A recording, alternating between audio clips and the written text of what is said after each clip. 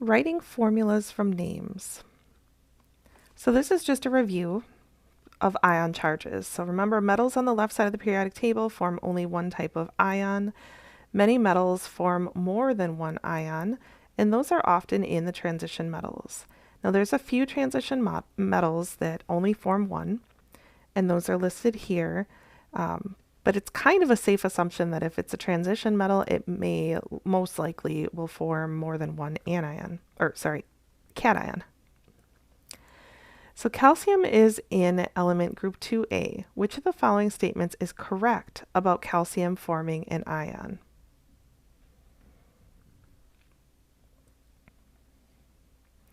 Calcium is going to lose 2 electrons, forming calcium 2+. Remember the Lewis structure of calcium? Calcium has 2 valence electrons because it's in group 2A. It's easier to give up these electrons than it is to gain 6 electrons to get that full outer shell to be happy. So calcium is going to lose 2 electrons, and when you give up 2 negative charges, you become more positive by 2. Here's another one. Phosphorus is a nonmetal in group 5A. The charge on the phosphide ion is -3 because the element gained 3 electrons. So phosphorus has 5 valence electrons, and it wants a full outer shell of 8. So it wants to actually gain 3 electrons. And that's what the phosphide ion does. It gains 3 electrons, becoming -3. So writing formulas for ionic compounds. Write the formula for the metal ion, followed by the formula for the nonmetal ion. Then you're going to combine the smallest numbers of each ion needed to give the charge with the sum equal to 0. Write the formula for the compound as the symbol for the metal and the nonmetal, followed by a subscript for the number determined in step 2. You're crossing over the charges. So some people like written out steps, others prefer examples and hands-on activities. So that's why I included the written out steps, but we're actually going to go through how to do this. So zinc oxide. First, you're going to write the formula for the metal ion. So it becomes Zn plus, followed by the nonmetal ion, O2-. Combine the smallest numbers of each ion needed to give the charge sum equal to 0. So when it's kind of like reducing fractions. So can 1 and 2 be reduced any further? No. If we reduce this in half, then this would become 0.5. So we can't, that is the lowest combination possible. So then you're going to flip down the charges. Remember when we were trying to figure out what form it was, we flipped up the charges? Well, to actually get to the formula, we're flipping down the charges. So we're going to flip down the 2 to the zinc and the 1 to the O, and our final answer becomes Zn2O.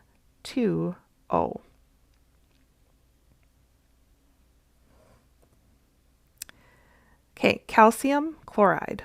Calcium is Ca, and its ionic form is 2+.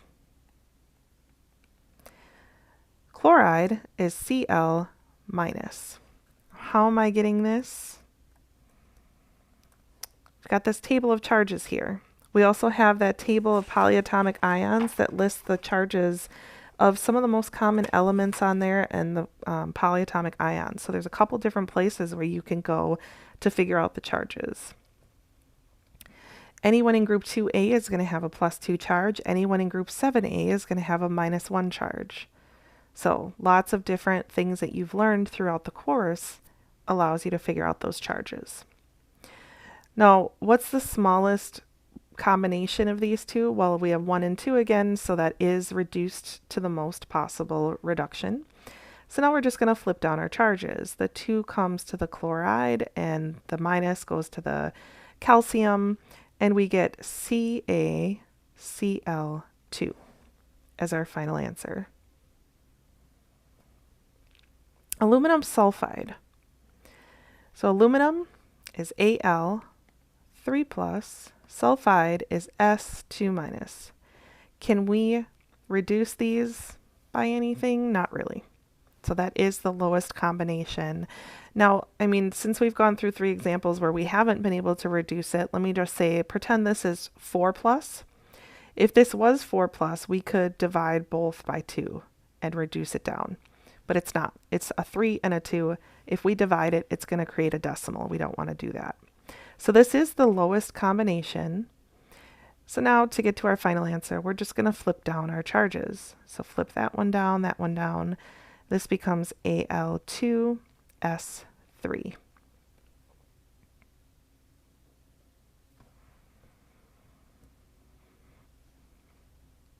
Okay, so go ahead and pause the video and flip down the charges to get the final answer.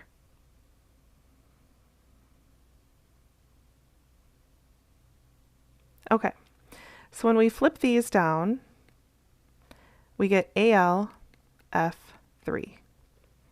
Anytime it's 1, we don't have to write it, it's just assumed. So we're going to flip these down. None of these can be reduced, as you can see. So this becomes Ca3N2. Flip these down, it just becomes KCl. And flip those down, it's Mg. I2. Aluminum fluoride, calcium nitride, potassium chloride, magnesium iodide.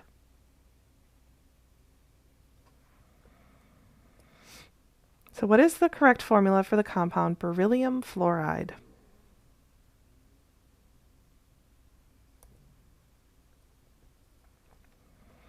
BeF2. Why? Write down the ionic form, beryllium. Be is 2 plus, and fluoride is F minus. And when we flip down the charges, it becomes BeF2. What is the correct formula for the compound silver sulfide? Silver,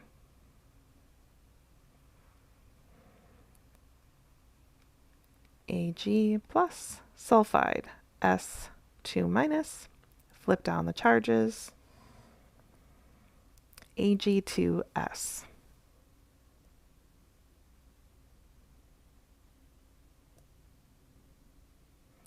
So writing formulas with polyatomic ions. So the polyatomic ion is, as I mentioned previously, a family group. You don't break apart the family. So this is the family. Now the charge just indicates what charge is on that family, but the family is going to stay together. You can flip down charges, you don't mess with those subscripts though. So Mn2 plus and CO3 2 minus. The 2 can be reduced down to 1. So this one, when we flip down the charges, can just become Mn2 CO3 2, but we want to reduce that down to the lowest possible combination. So our final answer is MnCO3.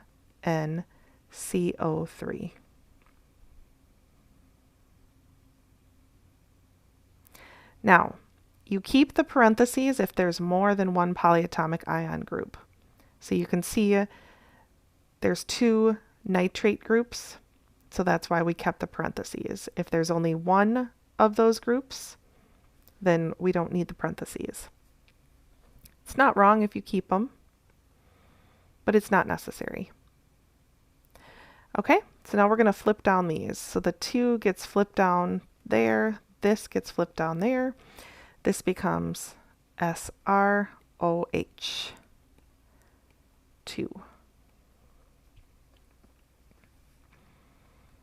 Now here's potassium chromate. We're going to flip down the 2, flip down the 1. This becomes K2CrO4. You do not need to keep the parentheses, but if you want, it's not wrong. And copper 2 phosphate. So we're going to flip down the charges.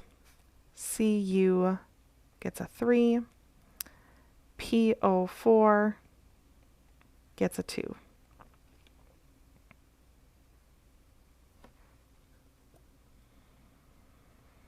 So here's some examples going from formula to name and name to formula. So go ahead and pause the video and work through these. These are all ionic, so you're going to use the ionic method of naming.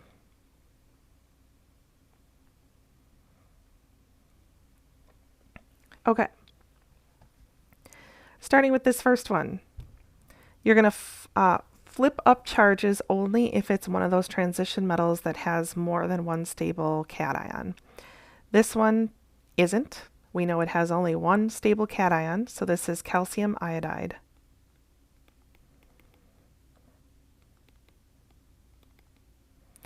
Same thing with this one. Lithium only has one stable ion, or cation, ion, so lithium selenide.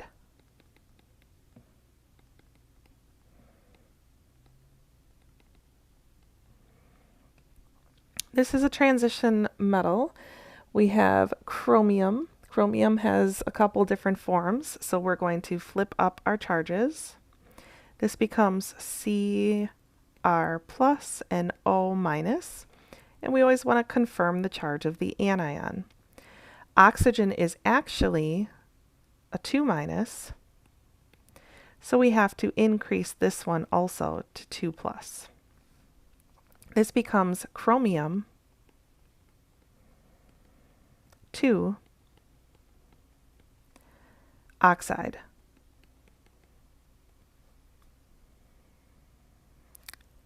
Here we go again.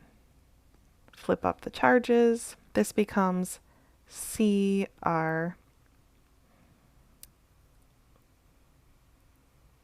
3 plus S minus. Confirm the charge of sulfur. It's actually supposed to be 2 minus, so we have to increase this as well to 6 plus, and this becomes chromium 6 sulfide. Barium only has one form, barium phosphide.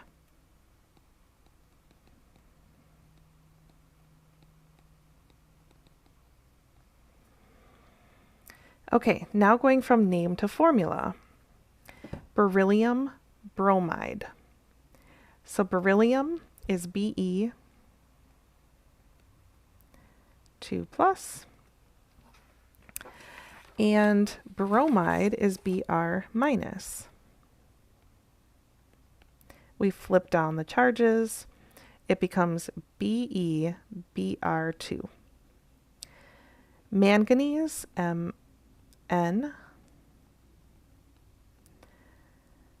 4,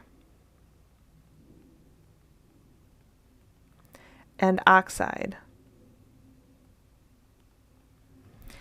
So we know it's manganese 4, so it has to have a 4 plus charge. Oxide has a 2 minus charge.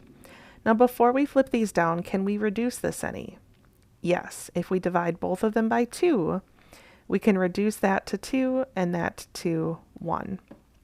So flipping down the charges, we can do, I like to flip them down first before we start reducing anything. So Mn 4 plus and O 2 minus, we're going to flip down to become Mn 2O4, and then we're going to reduce these. So this becomes MnO2.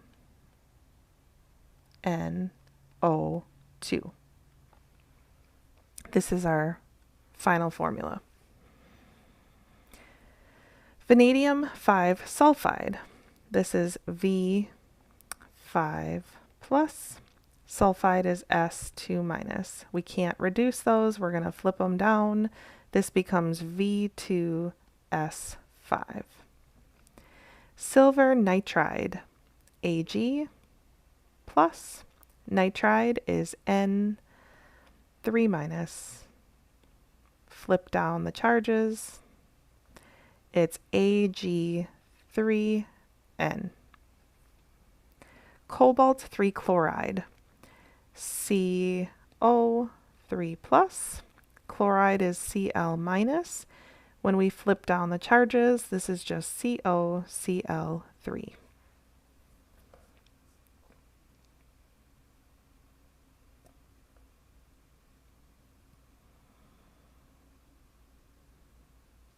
Okay, so here's some more examples. Go ahead and pause the video. These contain some polyatomic ions, and then I will go through the answers.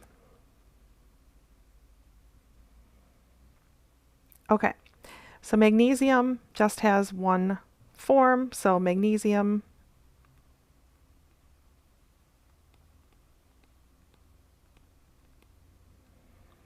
and this is nitrite, polyatomic ion. Copper has more than one form, so we have to flip up the charges.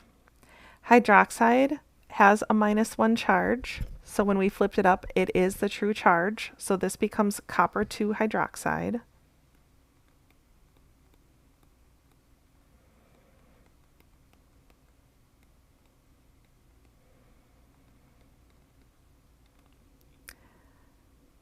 Here we go, flip up the charges.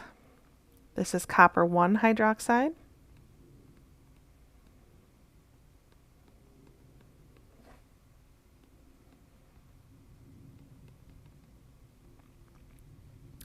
This is the ammonium polyatomic ion. And we have sulfide. Here we have lithium, and ClO is hypochlorite.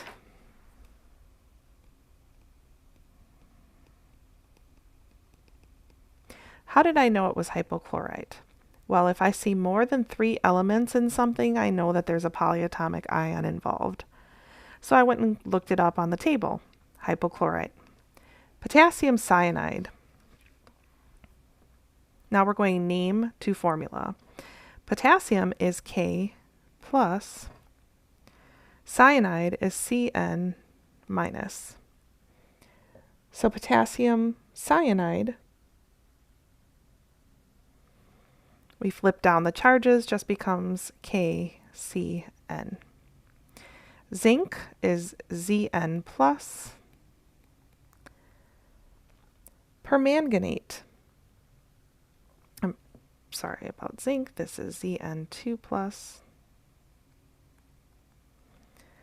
Permanganate we can see is MnO4 minus.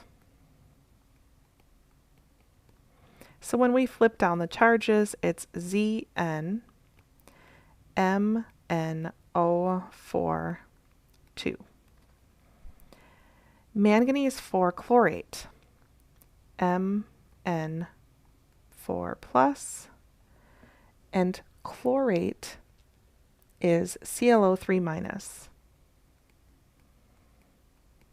When we flip down the charges, this becomes Mn ClO4, or sorry, ClO3 4.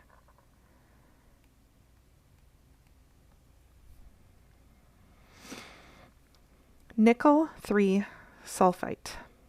Nickel is Ni 3 plus, sulfite SO3 2 minus. So when we flip down our charges, this becomes Ni2 SO3 3. Vanadium carbonate, V5, and carbonate is CO3 2 minus. So when we flip down, it becomes V2 CO3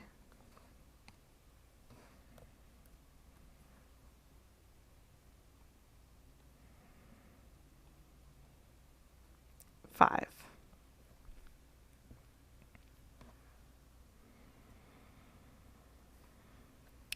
So here's some more examples that you can work through.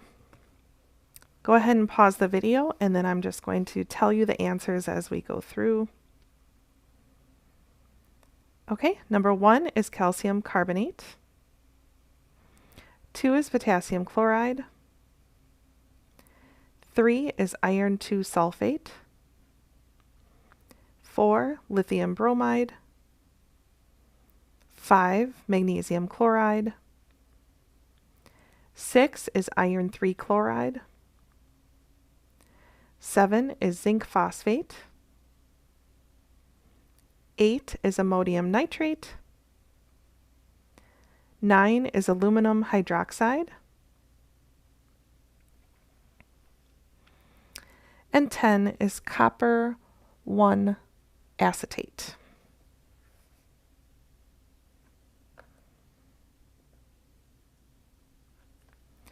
So writing molecular formulas from names is pretty easy. You're just going to indicate the number according to the prefix. So dihydrogen monoxide. Dihydrogen means that there's 2 hydrogen. Monoxide means there's 1 oxygen.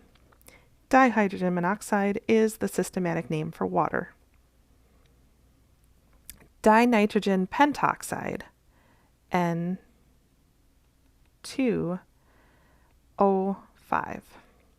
Sulfur dioxide, SO2. Because there's 1 sulfur and there's 2 oxygen. Carbon disulfide, CS2. Carbon disulfide. Dinitrogen, N2, tetraoxide, O4. So straightforward, there's no flipping anything, there's no worrying about charges, you're just going to read what it says and write that down.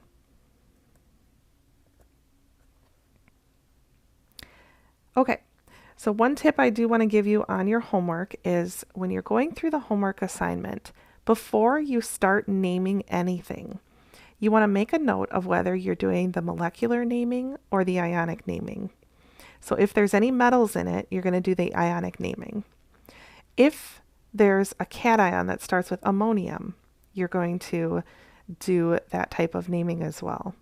So you want to make sure that you differentiate what type of naming scheme that you're doing.